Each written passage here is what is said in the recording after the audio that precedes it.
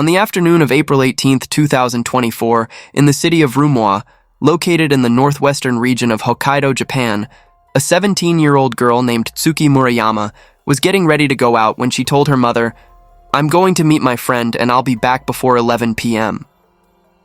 After saying this, she left the house wearing a loose hoodie, sneakers, and carrying a bag, an ordinary outfit for a short outing. But that night, even after 11 p.m. had passed, Tsuki did not return. Her worried mother tried calling her, but the phone was turned off, and that was the end of it. In reality, after her parents divorced when she was in middle school, Tsuki had been living with her mother. Perhaps due to the instability at home, she often had trouble controlling her emotions, occasionally running away or skipping school. Because of this, her mother simply assumed that this time, her daughter had run off again and was staying over at a friend's house. One day passed, then two. By the fourth day, there was still no news of Tsuki. Her phone remained off. Her mother asked around among Tsuki's friends, but no one knew where she was. It was at this point that her mother realized something was seriously wrong and hurried to report her daughter's disappearance to the police. On April 20th, the police began their investigation. Typically, the first 24 hours after a disappearance are the golden hours that determine survival chances.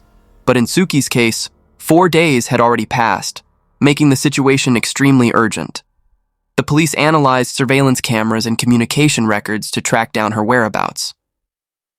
During the investigation, Tsuki's last known location was discovered in an unexpected place, on the outskirts of Asahikawa, about 55 miles, 90 kilometers from her home. This was an area completely unfamiliar to her. While downtown Asahikawa is fairly developed with shopping centers and restaurants, the outskirts are a different story. The area is desolate with few surveillance cameras, and at night the overwhelming darkness makes it an easy hotspot for criminal activity. But why had Tsuki gone there? The police dispatched officers to search the area, check surveillance footage, and conduct door-to-door investigations. Just then, a key witness, a convenience store employee, came forward. The witness recounted that late on the night of April 18th, the store's doors suddenly swung open, and Tsuki rushed in, panting heavily. She was trembling, looking around frantically, and seemed extremely distressed. In a shaky voice, she pleaded, "Please help me!" The employee, confused, was about to call the police when the doors opened again. Another girl around Tsuki's age ran in. With a firm voice, she declared, "This girl is weird. You don't need to worry about her," then forcefully grabbed Tsuki's arm and quickly dragged her out of the store. The employee hesitated, but watched as they disappeared into the dark street. With this testimony, the police reviewed surveillance footage from the alley and uncovered a shocking revelation. Tsuki was not alone. She was accompanied by 3 other young women and 1 man. They appeared to be accomplices of the girl who had pulled Tsuki out of the store. Another witness reported seeing Tsuki between the night of April 18th and the early hours of April 19th, standing unsteadily on the Ishikari Bridge, which spans the Ishikari River. This was deeply concerning, suggesting that something may have happened to her near the river. Local residents warned that the Ishikari River is vast with strong currents, making it an ideal place to dispose of a body. One resident even remarked, "If something is thrown into the river, it can get stuck between rocks and not surface easily." The police immediately concentrated their search efforts around the river. The search continued for an entire month, but no body or personal belongings were ever found. The police shifted their investigation strategy, analyzing seasonal factors and the river's current. In Hokkaido, snow begins to melt in April as spring arrives, and during that time, heavy rainfall is common.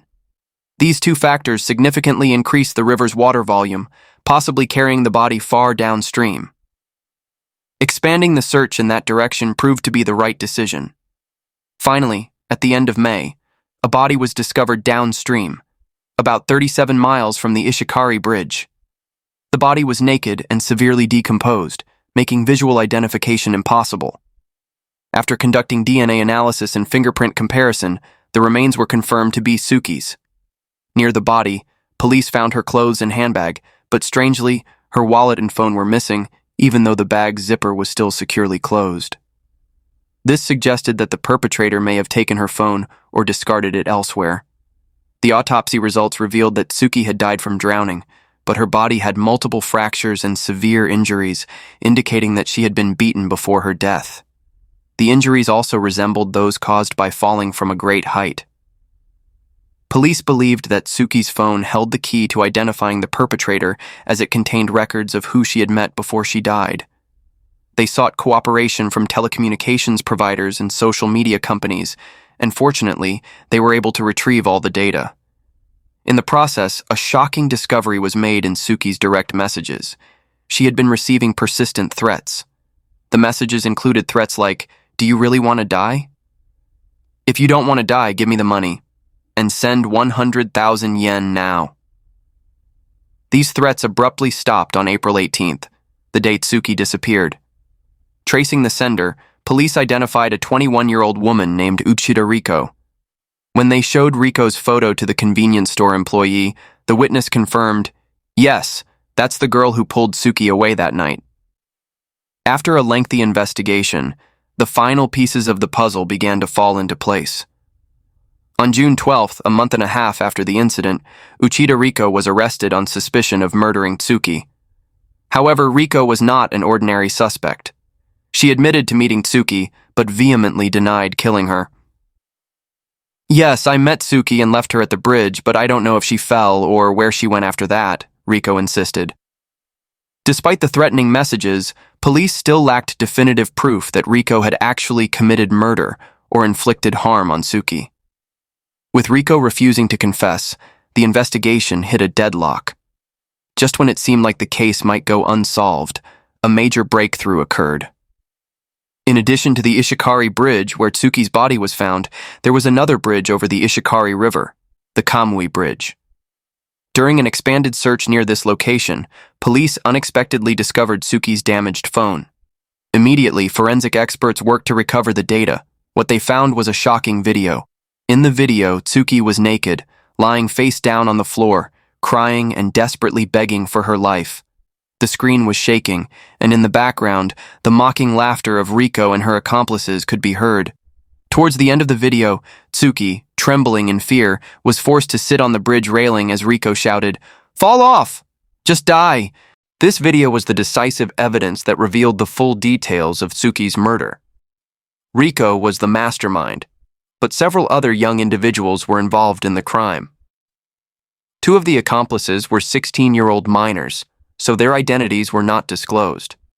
However, due to the severity of the case, police publicly identified the other accomplice, 19-year-old Konishi Yuka. This was the first case in Asahikawa where the identity of a juvenile offender was made public. Investigators wondered, what was the connection between these individuals? The shocking truth emerged. Just a few months earlier, Riko and Tsuki had been complete strangers, living in entirely different areas. The tragedy began with a single, seemingly harmless social media post. Tsuki was a quiet and gentle girl, well liked by her friends. However, after her parents' divorce, she moved with her mother to a new city, struggling to adapt. Things did not improve when she entered high school, and eventually, the pressure from relationships became too much. She dropped out during her first year and later enrolled in a distance learning high school, where classes were conducted online. Since she no longer attended school in person, Tsuki often felt lonely. Longing for connection, she turned to social media. However, due to her personality, she never posted selfies, only sharing funny images or meaningful quotes she found online. Despite remaining anonymous, her humorous posts gained likes and shares, bringing her small moments of happiness. One day, Tsuki came across a funny picture of someone eating ramen in an unusual way. Finding it amusing, she reposted it without much thought. As expected, the post received a strong reaction, with people laughing and mocking the person in the photo. Unfortunately, that person turned out to be Riko. Riko was extremely self-conscious about her appearance and figure. She hated being photographed and only posted highly edited pictures with heavy filters. However, the image Tsuki shared was unfiltered, exposing Riko's real face. It was unclear how the photo had leaked, but it quickly became an internet meme. And unfortunately, the subject was Rico. Rico was no ordinary person. Even as a student, she had a notorious reputation as a delinquent in her area. She enjoyed tormenting those weaker than her, had a violent temper, and frequently bullied anyone who displeased her. Beating up others and extorting money was second nature to her. Her classmates all knew to stay out of her way. One of Rico's signature intimidation tactics was forcing her victims to strip and recording them. She used these videos to blackmail, humiliate, and extort money from her targets. She was a deeply cruel individual. As she grew older, Rico did not change. In fact, she became even worse.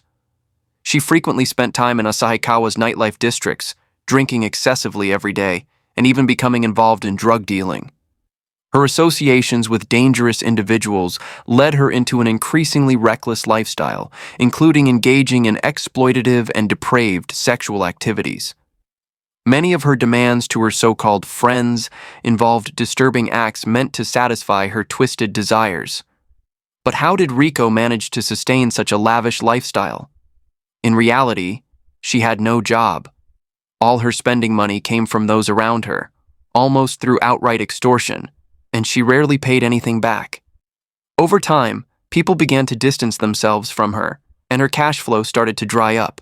That's when Rico came up with a new way to make money: blackmail and extortion. Like a hyena hunting for prey, she scoured social media, searching for easy targets. Once she found someone, she meticulously analyzed their posts and social connections, looking for their fatal weaknesses, secrets they would never want exposed, such as affairs or sexual harassment. No one knew exactly how she uncovered these details, but she managed to profit from them. During this process, Tsuki appeared on Rico's radar. Not only had she posted Rico's unedited photo, but she had also unknowingly turned it into a joke. Rico was furious. But more importantly, she saw Tsuki as the perfect target. At first, she sent an angry message. "Why did you post an unedited picture of someone?" The timid Tsuki replied, "I'm so sorry." From just this brief exchange, Rico instinctively realized she had found someone easy to manipulate. From then on, the horrific threats began. "Do you know who I am? You animal, I will find and kill you." The threats and vulgar language continued to be sent, terrifying for a 17-year-old girl like Tsuki. Eventually, Rico demanded 100,000 yen as compensation. Tsuki was so frightened that she agreed to pay the money. But then a problem arose. When Tsuki was preparing to transfer the money, the bank experienced technical issues, so the money couldn't be transferred on time. This enraged Rico. "You dog, are you trying to deceive me?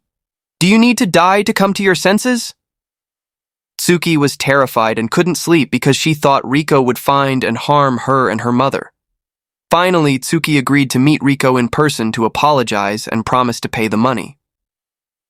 On April 18th, they met in front of a train station. Rico didn't come alone. She brought 3 accomplices. As soon as they confronted Tsuki, they forced her into a car and took her to Rico's territory in Asahikawa. Throughout the journey, Rico and her gang continuously verbally abused and beat Tsuki. They even sexually harassed and humiliated her. Tsuki was trapped in the car for about 4 to 10 hours and had to endure treatment that was almost torture. When they arrived in Asahikawa, they stopped at a nearby convenience store. At this point, they became slightly careless, and Tsuki seized the opportunity to escape, running into the convenience store to seek help. But ultimately, this attempt failed, which could have been her chance to save her life. Rico was furious at Tsuki's unexpected attempt to escape.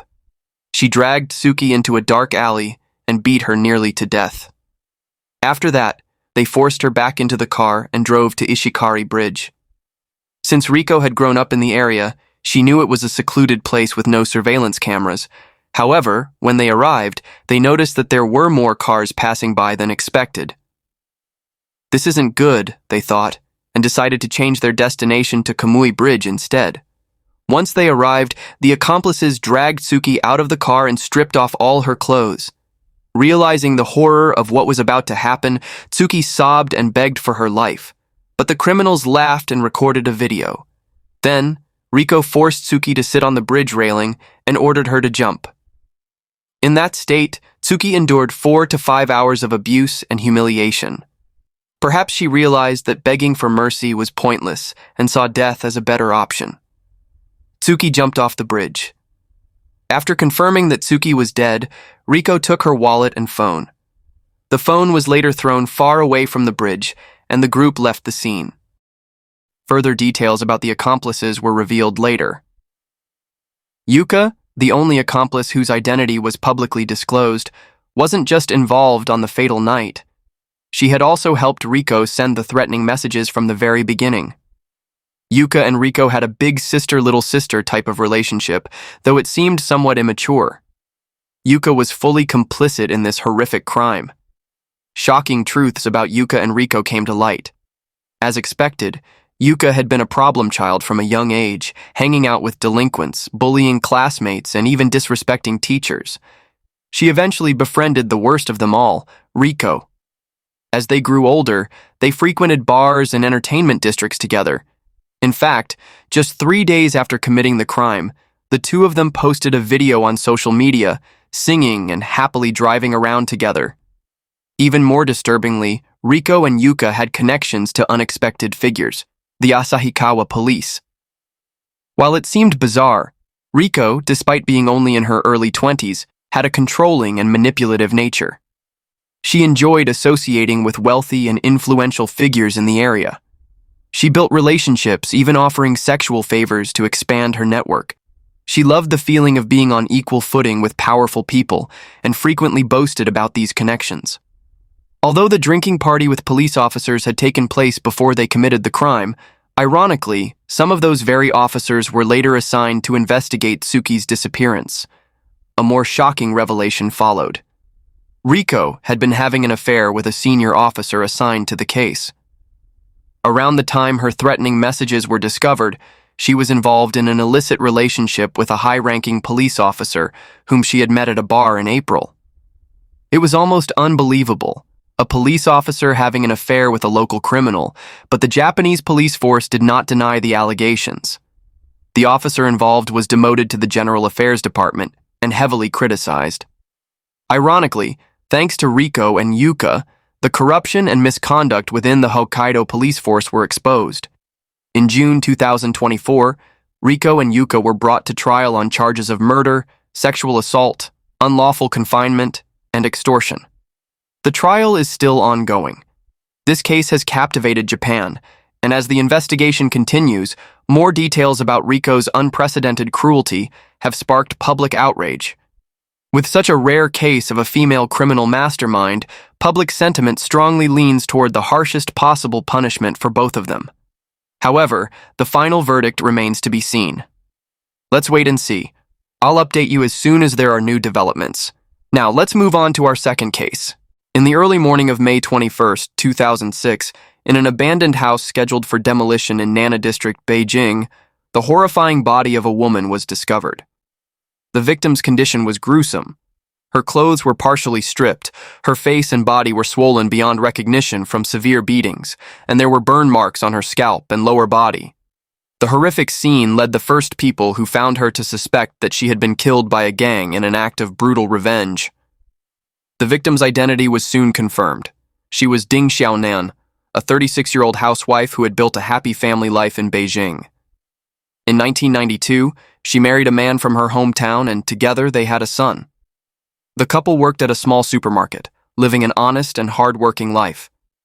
As their son grew older, they wanted to earn more money to provide him with a better education in the city.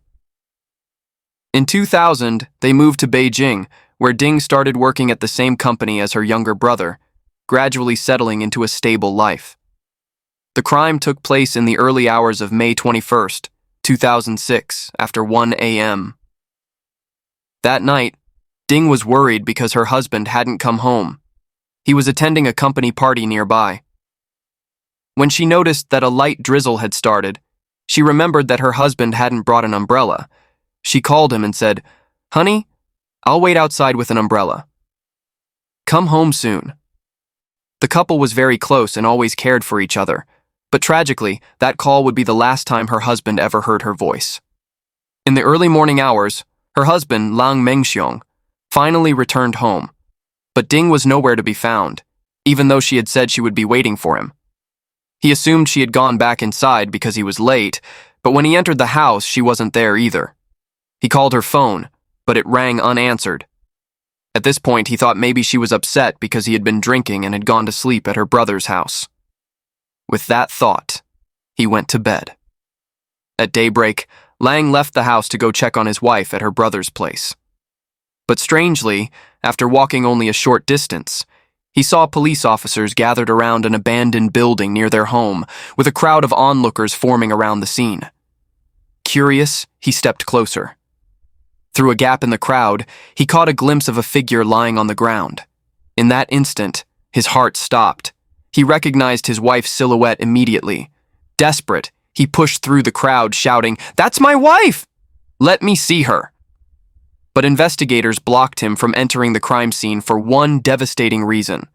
The body had been so badly brutalized that it was deemed unfit for the family to see. Who could have been so cruel as to murder a wife and mother so mercilessly, right near her own home? After this tragedy, the family completely fell apart. The 14-year-old son, devastated by his mother's death, struggled with daily life and even developed dyslexia due to psychological trauma. Ding's parents were so shocked by the news of their daughter's murder that they fainted upon hearing it.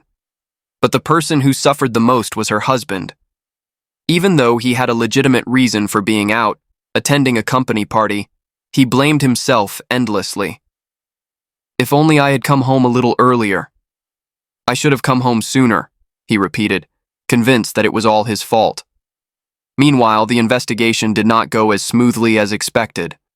Unfortunately, there were no surveillance cameras around the crime scene, as the area was scheduled for demolition and wasn't considered worth monitoring.